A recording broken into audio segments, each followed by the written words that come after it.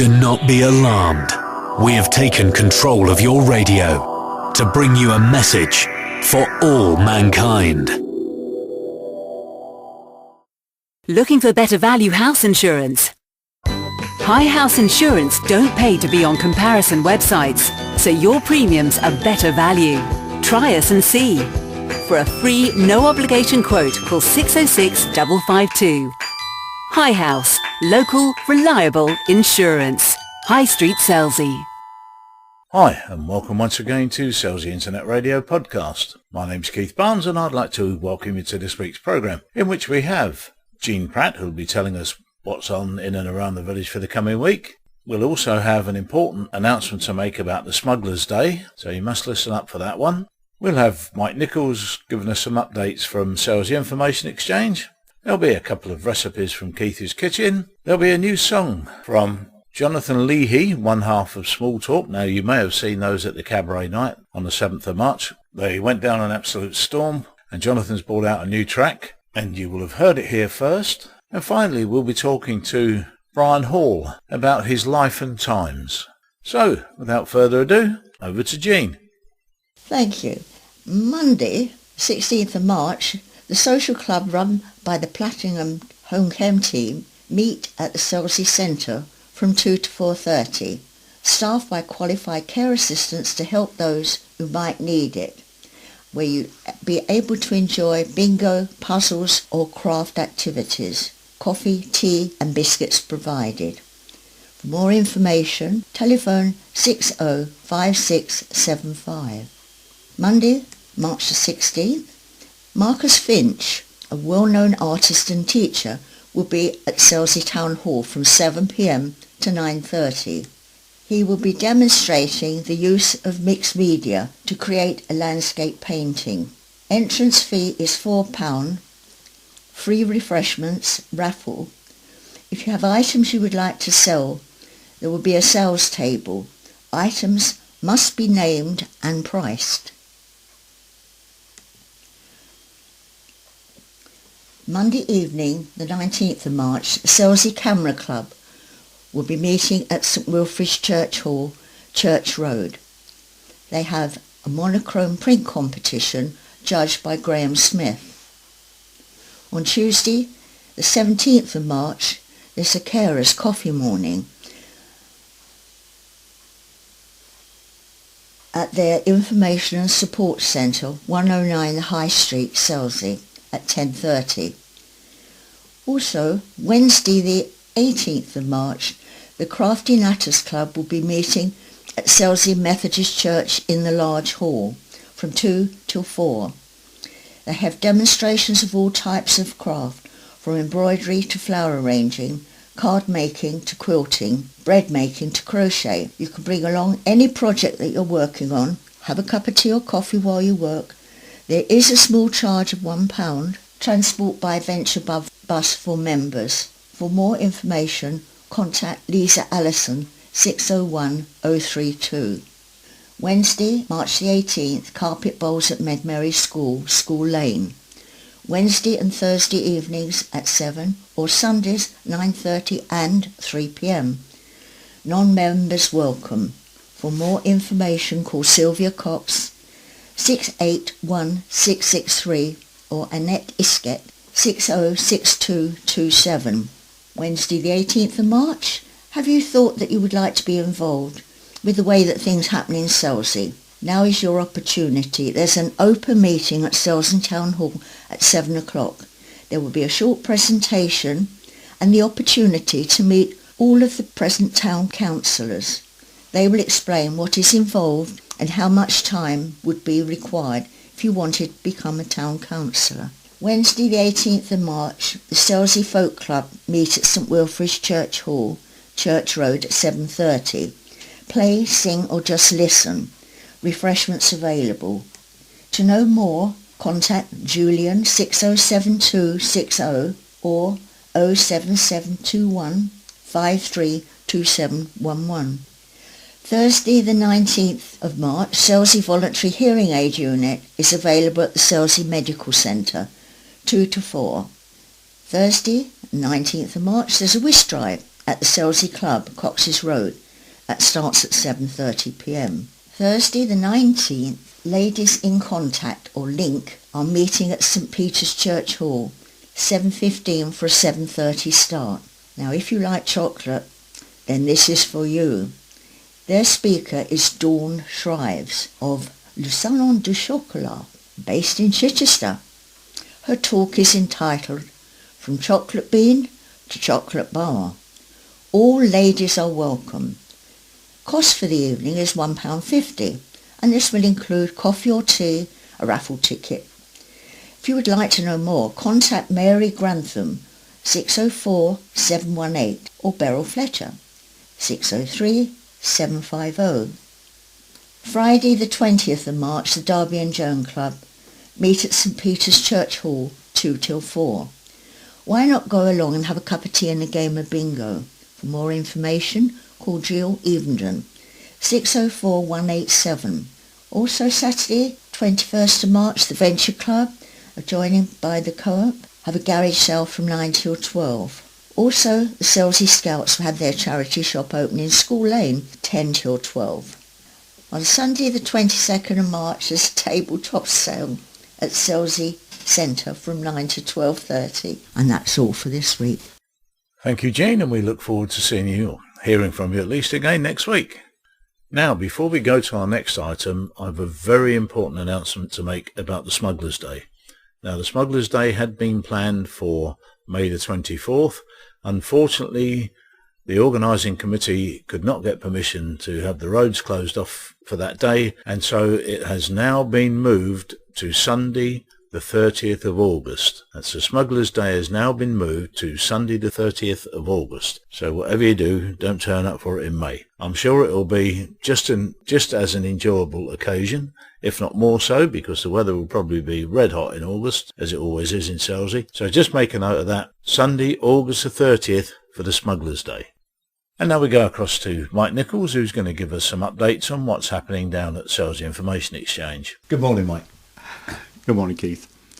It's good to have the opportunity just to share with our listeners a few of the things that come out of the work of the Selsey Information Exchange in Penny Lane. Just interesting that on this Thursday morning as we're recording, we've had quite a lot of visitors to Selsey calling in for leaflets and maps and walking information. We get quite a lot of folk beginning to visit once the weather is better, and we hope that'll continue right through this season. But there are things that go on which are really about the permanent residents of Selsey, and I just wanted to share one or two of those with you, if I may. A few months ago we had an older lady come to see us who said that the loneliest time of her week was on a Sunday afternoon. Could we do anything about it? And it gave rise to what is now called Respite. This is a Sunday afternoon tea that takes place twice a month by the kindness of two of our local churches at East Beach and the Selsey Methodist Church. We allow a tea for about an hour and a half on a Sunday afternoon. People can have transport to come. They get a nice cup of tea or coffee and some cake. And we have a quiz. We've just started doing some craft work with the aid of Amanda's Hobby Hideout. We do a bit of singing and lots of chat. It really is just a time of friendship that often includes some younger children and families, as well as our older friends, and is really a very good opportunity for friendship, which is open to anyone who would like to come. If they give us a ring on 01243 201 616 and just let us know, we'll be very happy to contact them and arrange some transport for them. We're grateful to a team of volunteers as well as the generosity of the churches. We've had 7 of these now, and they're growing in numbers, about 30 to 35 there each time, and a really good afternoon is spent in alleviating loneliness and promoting friendship. Well, it's quite a good turnout, Mike, for a Sunday afternoon, 30, 35 people. And it indicates, of course, how many people there are in need of this sort of thing. Yeah, I mean, these numbers obviously include the volunteers who come to help with transport and serving and so on, but there's a very good group of folk who value the opportunity of getting out on a day when often they can be indoors, not perhaps seeing anyone from family or friends, and it just gives them that opportunity for respite from that and having a break in the middle of the day. Sounds like another good idea to me. I mean, there's so many good ideas for including people in the community, especially so they don't get lonely. I mean, you know them better than I do, of course, but there's this particular one, respite. There's the one where they phone them up in the morning, which is just another thing to stop people being lonely and to make sure they're all right. Yeah, there are lots of things that do go on alongside all the long-standing organisations in Selsey, and the older men have not been left out of this initiative. They go to the Seal Sunday afternoon. Well, I know a lot of them do, but during the week on a Wednesday, a number of men now meeting in the Woodcarvers group in the Scout Hut, yes. And we're looking at developing, with the kindness of the Model Boat Club, perhaps a little bit of help for those who'd like to learn a little bit about that in the sheds. And we've actually got a group of young people who want to offer a gadget club, perhaps to older men who might like a bit of help to know how to make best use of their iPad or their iPhone. Again, if there are interested folk, just give us a ring, 01243 201 616. I'd probably be the first to get my name down for that. Well, you'd be welcome. I do have 2 young grandsons. Yeah, they often know more than we do, absolutely. And are happy to share that. Just on a slightly more serious note, there are now available in Selsey a number of services that people are beginning to take advantage of. If I could just mention one of those, that's called Resolve. This is a group of trained volunteers who are willing to offer to families or to people in the community help with mediation. We often find that in young people's lives there come moments when links with their parents or guardians can become a bit frail and fragile, and the help of someone who's trained just to restore the relationship can be of value. And there are quite a number of people being helped in that way just at present. And another thing that's been developing recently amongst our youth work, we've had 1 or 2 volunteers come on board who've wanted to develop some work experience for young people linked with local businesses, and this is being particularly helpful for post-16 young people who are not in employment or training, just to give them a little bit of help with some life skills and with some experience that one hopes might get them into a permanent job. So just a number of good initiatives going on with the help of willing volunteers. And all we've got to do is make it known that they're there so that people can take advantage of them. Absolutely. Yeah. A simple job, nearly. Well, thanks for that, Mike. We'll look forward to further updates and see how people are getting on with these initiatives and see how they're going in the not too distant future. I'm sure you'll pop in and let us know what's happening with that. Be very happy to. Thank you for the chance.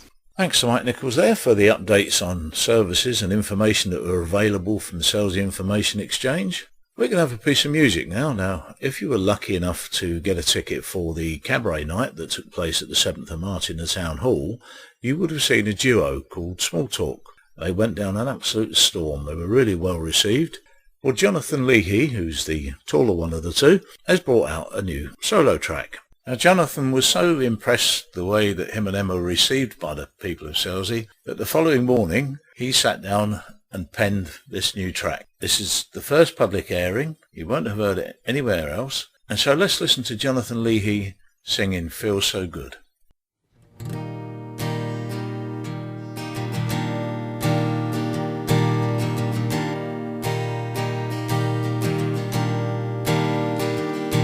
Last year I learned to cry again, and it felt good. Tears rolled down my face again, like I always knew they should.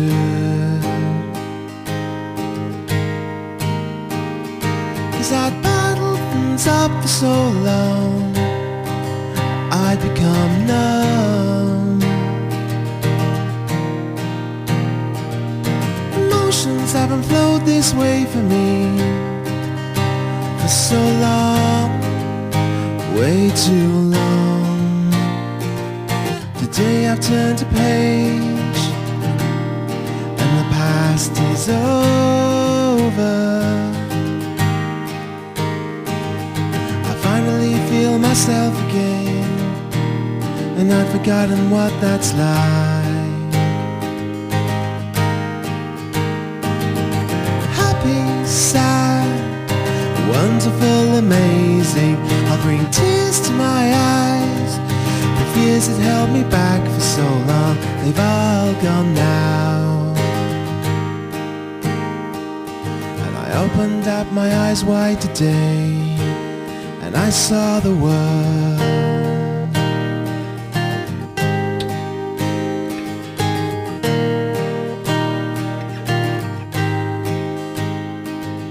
The sun, the rain, the clouds in the sky, it's like Hollywood.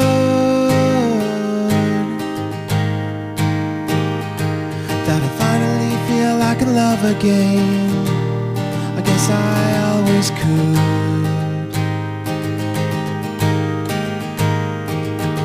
Open my heart to someone again, it'll feel so good.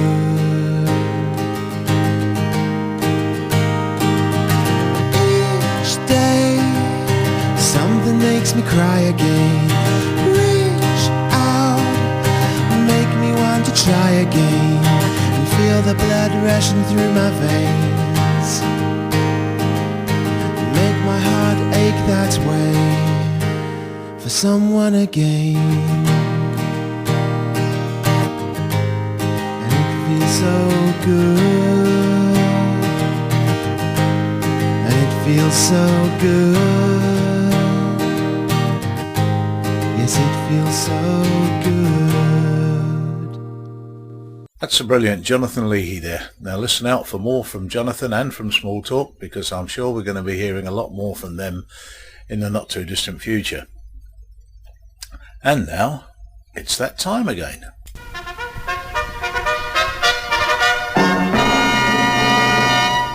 Hello and welcome once again to Keithy's Kitchen.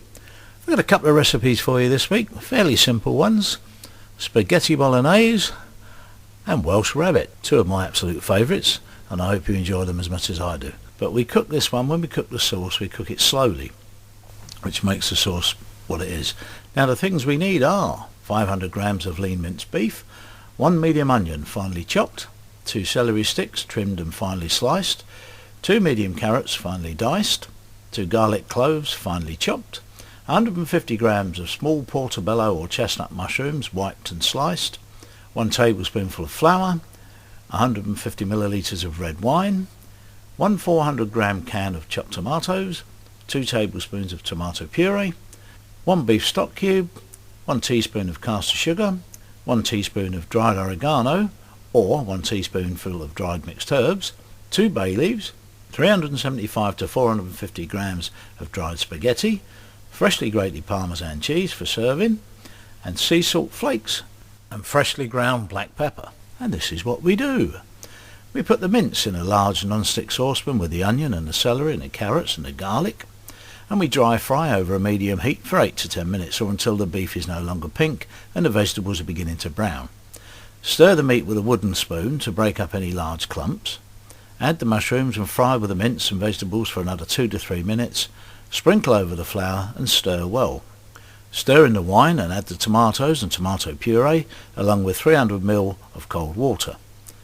Crumble the stock cube over the top, then add the caster sugar and herbs. Season with a few twists of black pepper. Give a good stir and bring to a simmer.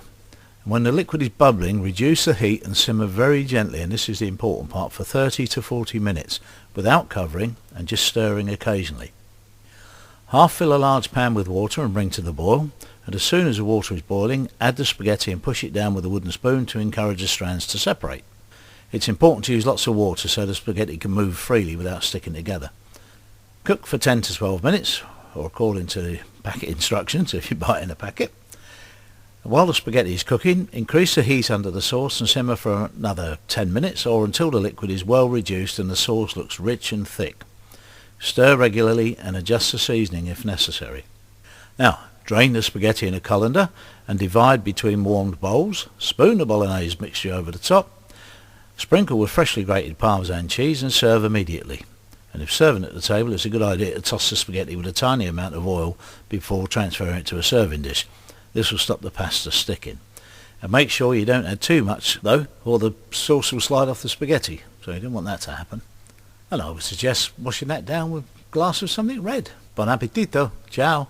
And the second of this week's recipes, as promised, is Welsh rabbit, or cheese on toast by any other name. But this is cheese on toast with a bit of a difference. And I have to say, one of my personal favourites. Lovely bit of cheese on toast, can't beat it. And this is what we need. And this will serve 4. Well, unless you're coming round my house, then it will probably only serve 2 of us.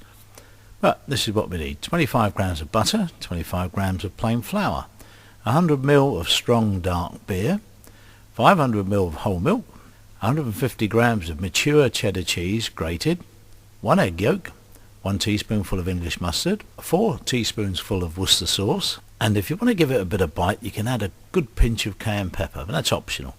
4 thick slices of wholemeal or granary bread, and some freshly ground black pepper.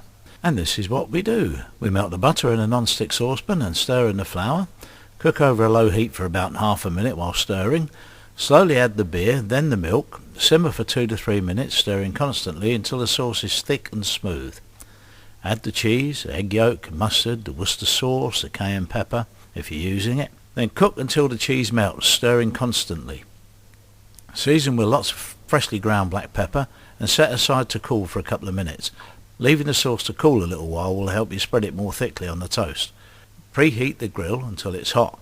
Place the bread on a baking tray lined with foil and toast on each side until golden. Spread the cheese sauce thickly over the bread, making sure the slices are completely covered so the edges don't burn. And return to the grill for 20 or 30 seconds longer until they're lightly browned and bubbling. One of my all-time favourites, and you can wash it down with what's left of the beer or anything else you like. A great dish for me for a snack, but that's why I'm the size I am. There's good luck you. Let's hope you enjoy it. Bye. Right, my next guest in the studio today is a local chap called Brian Hall. Now, Brian has been involved in so many things. This programme could run for several weeks without a break. He's really been into an awful lot of things in his life. Born in 1936, living on the Isle of Wight, and spent time in the Navy, time in charge of the Scouts. So many different organisations that Brian has been involved with. And probably better, actually, if he tells you a little bit about himself. So, Brian.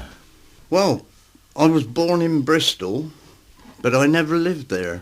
My mother and father left Bristol in 1935 and came south because Dad couldn't find a job in Bristol. And he got a job as chief steward in the Royal Victoria Yacht Club at Ryde, Isle of Wight. And after he'd been there a few weeks, he sent for Mother, and she came down, and they lived in the club. And when I was due, Mother went back to Bristol to be near her family to have me, and here I am. Straight back to the Isle of Wight from there? A few days after birth, back to the Isle of Wight. So did you class yourself as a Bristolian or as a resident of the Isle of Wight, or born and bred of the Isle of Wight? Well, I always classed myself as an Isle of Wighter, but everybody reckoned I've got a Bristol accent. I was going to say, I can detect a little bit of Bristol accent in there. Yeah. And that's a good many years ago. Yeah, I picked it up from my parents and never lost it. Yeah. So now, as a kid on the Isle of Wight, it must have been fabulous, living on the island then. Well, it was not as commercialised as it is now. No, it was during a war, and we were bombed out of 3 schools. Oh, it must have been real fun then. Yeah. I remember going to school every morning, picking our way through the broken glass that was strewn all over the pavements and the roads. Being bombed out of 3 schools, you must have considered it was kind of personal. They were. I did think they were after me, but a very good friend of mine was killed in the first school. Oh dear.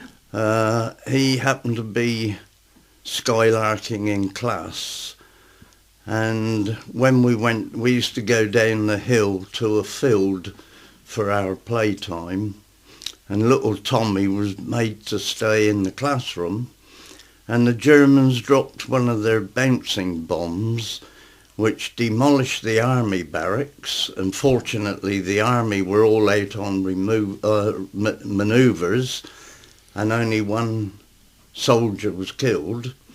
And then it bounced onto the church and partially demolished that. And then it bounced onto the school, killing little Tommy. Oh dear, what a shame. So you went to school in the Isle of Wight, and then you decided to join the Navy. Was that in an attempt to get your own back, just in case the Germans decided to have another go? I mean, From as early as I can remember, all my heroes were pirates. Oh, right. And all I wanted to do was fire cannon guns. So I joined the Navy straight from school at the age of 15 and joined the gunnery branch and did 2 or 3 courses at Whale Island Gunnery School. Well, funny enough, my father went there. He did his gunnery course in Whale Island. He's still around and kicking. Can't see to shoot a gun anymore, but he was down there, and he's just received his Arctic Star Medal, and the one from the Russians that the Russians have issued. I went up to London with him Lovely. a few months ago and picked that up, and so just throw that in for the hell of it. But yes, so they had some bad guys down at the gunnery at HMS Excellent then. Yeah, they were all, if they've had you and me, Dad. They were good guys really, but they knew how to train people. Yeah. I remember one day we were all on parade at divisions, and the gunnery commander stood on his dais and he yelled out, "On respirators." And everybody put on a respirator except for my little mate who was standing next to me, and he had cheese sandwiches in his respirator case and he stood out like a sore thumb. And the commander took one look at us and he says, "That class left turn, double march," and he forgot all about us, and we were doubling round the parade ground all the morning. Yeah, he'll teach you. And so you had 10 years in the Navy. Yes. But I believe you kept up your association with the Royal Navy through the RNA. I had the pleasure of being a founder member 38 years ago, and I was secretary for 33 years, and I've been chairman now for 5 years. So we're still very much involved and enjoying every minute. Still got your feet under the table there then? Yeah, it's a very good branch. We've got over 90 members. Have you really? Yeah. Mind, it's a seafaring area, isn't it? So yes, but when you come to think that big places like Southampton and Brighton have closed due to lack of membership, I think we're doing very well in Selsey. Well, it's an indication of Even Portsmouth, which is our premier naval base, their Royal Naval Association closed once through lack of membership, but they've managed to restart it again. That's strange, isn't it? And an area like that, you'd expect it to be big. An area like this, maybe not so, but it just goes to prove that those of you that were trained in Portsmouth couldn't wait to get out of there and come round here, get somewhere quiet. So you left the Navy in 1961. And then you became a professional photographer, and that seems, shooting guns to shooting cameras seems a bit of a change to me. It was. I got the job quite accidentally. The photography shop was opposite my home, and it was run by an ex-major of the Royal Marines. And I said to him one day, "How about a job, Dick? I'm coming out of the Navy." And he said, "Yeah, you can be my camp photographer." I said, "No, I'm only joking. I don't know one end of a camera from the other." And he went to his cabinet, took out a brand new Vito B Voigtlander, gave it to me with 12 rolls of film and said, "Go and take as many photographs as you can and I'll tell you where you've gone wrong." And that's how it started. That's a good apprenticeship. Yeah. That's a good apprenticeship. You also became a scout leader, I believe? Yes, a good friend of mine had a son that wanted to join the Scouts, and unfortunately the Scout group had closed down through lack of a leader. So he came to me and asked if I'd be interested in starting it with him. So we started it up, and shortly after we started it up, he decided to emigrate to Australia. So I was sort of lumbered with a scout group, and I had to sort of go and do loads of training, and I eventually qualified for the Wood Badge, which is the hallmark of scout leader training. And I kept it going for 25 years. Having young scouts running around you for 25 years, you've earned a medal doing that alone. Now, when you retired as a scout group leader, I mean, at what stage did you move to Selsey then? From the Isle of Wight. My parents moved here in 1963, and I was serving on a minesweeper in Monte Carlo. Very nice. At the time, and I got a letter saying we've moved to a place called Selsey, and the instructions to get to the house, they lived out at Pigeon House Farm, out towards Church Norton. And they said, get off the bus at Norton Corner, walk up Rectory Lane until you see the clock tower, till you're level with the clock tower, then climb over the 5-barred gate and walk towards the clock tower, and our house is right behind the clock tower. So I arrived on the last bus from Chichester one night. It was raining, it was bucketing down. And because I was changing ships, I was carrying a kit bag and a hammock, and I climbed over this gate and I headed towards the clock tower, and I kept bumping into electric fences. And when you're wet, you get twice the belt off them. And I thought, I'm never coming here again. I was covered in mud and cow dung and everything else. But the next morning, the sun was shining, and in the afternoon, I came down the village with my brothers, and we went to a dance in the East Street School, and that's where I met my wife, and I've been here ever since. Wow. Well, since you've been here, you've not sort of let the grass grow under your feet, have you? You've since you moved into Selsey, you were quite busy up till that point when you lived in the Isle of Wight. But since you've come here, you've certainly been involved in an awful lot of other things. One of those things, unless I believe you were a member of the council. Yes, I did join the parish council.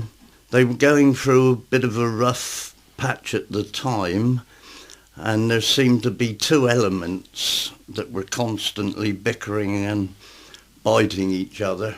A normal council then. Yeah, normal sort of council, as I found out. And I joined, and I became chairman of the planning committee. Not that it did us much good, because every decision we made was overridden by the Chichester Council, who we came under. And some things just don't change with time, do they? They don't. I believe it's still exactly the same. I've got a feeling you might be right.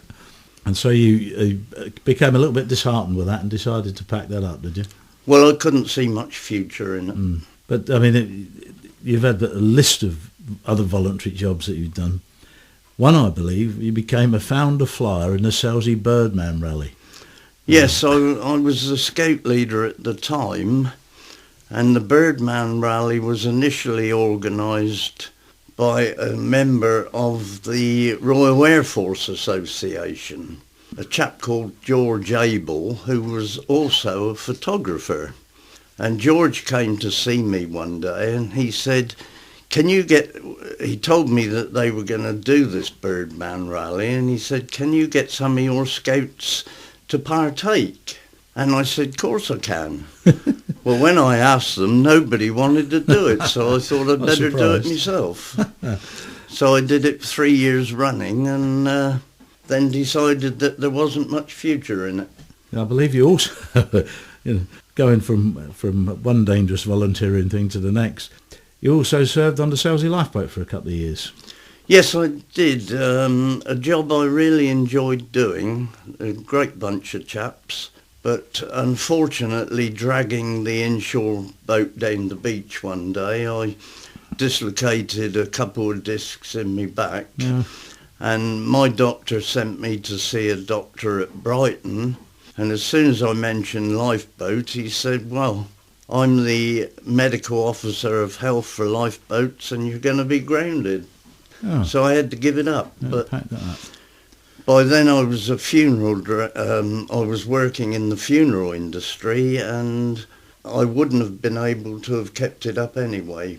No. Now, I believe you've still got quite a few voluntary jobs that you do, Brian. I did a bit of homework here and I noted that you're chairman of Selsey Royal Naval Association, you're vice chairman of the No. 3 area RNA, and you run the 100 Club Forum. You're vice chairman of the Selsey branch of the Royal British Legion, a committee member on Art Stream, a committee member of the Selsey Community Group, honourable secretary of the Prima Donnas Theatrical Group, and you're also a member of Selsey Woodcarvers. And just on top of that, just in case you have time to get bored, you're also still working. You work part-time as a funeral director for Hollands. Yes. Yes, I started working for Hollands as a chauffeur there about 40 some odd years ago, and I soon got fed up with carrying coffins, so when my manager retired, I wrote to the big white chief of the company and asked if he would consider me for a trainee funeral director, and he said, I'll give you a 6-week trial. And they fitted me out with a top hat and all the gear, and I've been doing it ever since. My 6 weeks came and went and nobody said anything and nothing changed. So you carried on for 40 years. That's not bad going, is it? I know you've been nominated or received a number of awards throughout your life. The Selsey Personality of the Year, Selsey Carnival Committee, runner-up Volunteer of the Year award in the Selsey Business Partnership. But this year, I believe the Selsey Business Partnership made a special award for services to the community to you. Yes. And how did you feel about receiving that? I was absolutely gobsmacked. They managed to keep it so secret, even my wife didn't know. And I've never been able to keep secrets from her, so... Well, I usually find it's not healthy to keep secrets from your wife. No. But I know a good night was had by all at the yes. At the awards dinner. Yes. Yeah, we have some very good nights. Well, I know that you're extremely busy. I mean, just from what we've been speaking about, you don't get many quiet moments in your life, and I know that you've got to go off and take care of some business this afternoon. So I'd just like to say thank you for coming in, Brian. It's been an education for me, and we hope to see you again in the not too distant future. Thank you very much. Love to. Thank you very much. Thank you very much, Brian. Bye now. What an interesting man. I could have sat and listened to him for a lot longer than we had, but I'm sure we'll see him back in the not too distant future when he can regale us with some of the tales of other things that he's done in his life. So thanks for that once again, Brian. Now, just before we go, I would like to remind you once again about the Selsey Smugglers' Day. It has been moved from May the 24th to August the 30th because we couldn't get the road closures required. So don't turn up there in May, it'll be very lonely, and look forward to seeing you there in August. And sadly, that's it for this week.